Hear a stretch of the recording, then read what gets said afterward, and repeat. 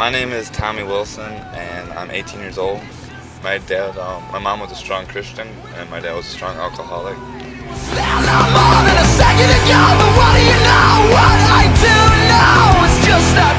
And the first time I looked at pornography was when I was 16 years old.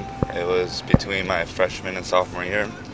I went down to Florida to visit my brothers. Then I was just going through the DVDs to watch a movie one day, and there was this video. It was just popped it in, and even never seen it before, so popped it in. That was the first time I actually experienced it, and obviously, it was like gasoline. You throw a match down, it was just addicting more than ever. Just anywhere I could look for it, I looked, and finally I found my dad's stash.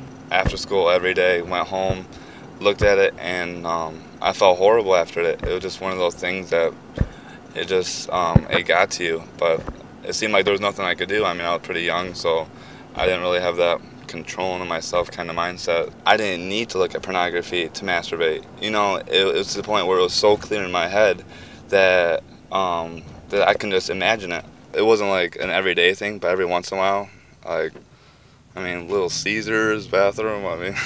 There were some pretty random places, Grandma's house.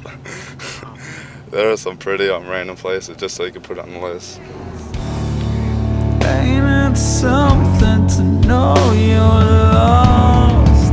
Ain't it something to know you're lost? Yeah, they weren't straight up about it, like, oh, go look at porn, but they were like comforting, saying it's okay. And that's what just got me more. It's like, and I remember sitting down talking with him. I'm like, no, it's not okay. And I told him, and he's like an elder, I remember sitting down, I'm like, no, it's not okay. I'm not okay with it. I want to stop this. My social life went down the drain. I remember coming home, and afterward, I'm like, you know what? I can't take this anymore. I took like a lot of pills. Then I cut myself. I remember my mom coming home.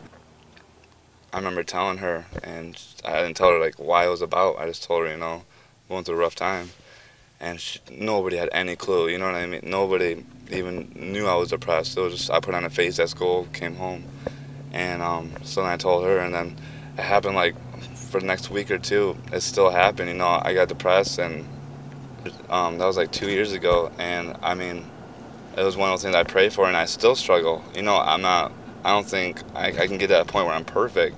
I've never heard in my whole life going to church, and I've been to so many churches, and obviously if I would have known about it, I'm not saying, ooh, I would have stopped right away, but I would have known it was bad.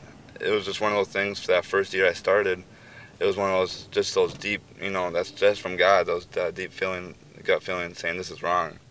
But they never talked about it at church or anything, and it's like, and also that's what the church is supposed to be there for, to, not just to tell you the goody tissue stuff, Ain't it something to know you've lost? Ain't it something to know you've lost? Ain't it something I know